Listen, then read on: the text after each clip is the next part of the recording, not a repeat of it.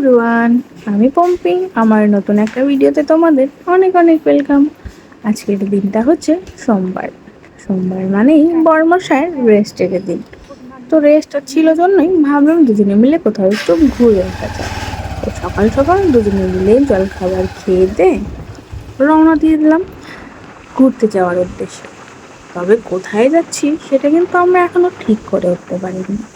দুজনেই ভাবছিলাম যে আগে তো যেতে থাকি, তারপর ভাবা যাবে যে কোথায় যাব। তো আমরা এটা ভাবতে ভাবতেই কিন্তু লাটাগুড়ি ফরেস্টের মাঝখানে চলে আসি। তারপর দুজনে মিলে সিদ্ধান্ত নিলাম যে আমরা মালবাজারে যাব, কারণ ওইখানে খুব সুন্দর চা বাগান রয়েছে। আর আমি কখনো খুব কাছ থেকে চা বাগান দেখা হয়ে ওঠেনি, তার জন্যই। আর যে চা বাগানে আমরা যাব, সে চা বাগানটা দেখাশোনা করে হচ্ছেন আমাদের মামাবাবু, মানে আমার বড়মশাইয়ের মেজো মামা। আগে দাদু ভাই করেছিল, তারপর এখন মামাবাবু করে। তো তাই ভাবলাম তো চলো যাওয়া যাক। তো দুজনে মিলেই চলে আসছি। আর এদিকে দেখো, আমাকে আগে যে হেলমেটটা পরেছিলাম ওটা আমার খুবই আনকমফোর্টেবল লাগছিল, আর আমার একটু লুজ হচ্ছিল, যার জন্য যখন স্পিডে বাইক চালাচ্ছিল মনে হচ্ছে যে হেলমেটটা উড়ে যাচ্ছে। তাই বর্মশাইয়ের থেকে এক্সচেঞ্জ করে নিয়ে নিলাম। আর এই হচ্ছে মামা বাড়ি। আর এদিকে দেখো, চা বাগানের কর্মচারীরা সবাই চা পাতা তুলে ফ্যাক্টরিতে জমা দিচ্ছিল। তারপর ওই যে আগে আগে আমাদের মামাবাবু যাচ্ছে। এখানে কিন্তু যদি তোমাদের পরিচিত কেউ না থাকে ভেতরে কিন্তু তাহলে যেতে দিবে না। তো আমাদের এখানে মামাবাবু চাকরি করে, সেজন্যই আমাদেরকে এখানে যেতে দিবে। আর মামাবাবুই আমাদেরকে টোটাল চা বাগানটা ঘুরিয়ে দেখাবে। তো এই যে চা বাগানগুলি দেখতে পাচ্ছ, এই টোটাল চা বাগানগুলি কিন্তু সমস্ত দেখাশোনার দায়িত্ব আমার মামাবাবু।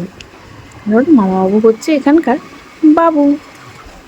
তো এই যে এত সুন্দর দৃশ্য আমি প্রথমবার দেখছিলাম, জানো তো, এত সুন্দর দৃশ্য দেখতে দেখতে আমি একটা ছবি তোলার কথাও মনে ছিল না। আমি একদম ভুলেই গেছিলাম যে দু একটা ছবি তুলে রাখি।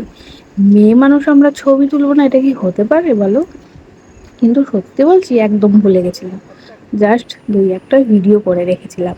তবে আমার ভিডিও করার ইচ্ছেও ছিল না, কারণ জায়গাটা এতটাই সুন্দর ছিল যে আমি শুধু উপভোগ করছিলাম যে জায়গাটা এত সুন্দর।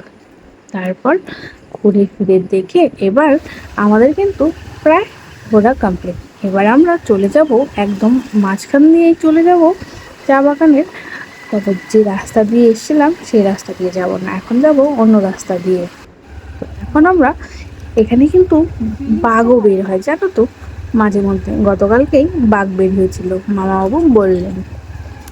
এটা হচ্ছে টুনবাড়ি চা বাগান। তোমাদের যদি কোনো রিলেটিভস থাকে তাহলে কিন্তু অবশ্যই একবার এখানে ঘুরতে এসো। জায়গাটা ভীষণ সুন্দর। তো আজকের মতো এতটুকুনই, টাটা।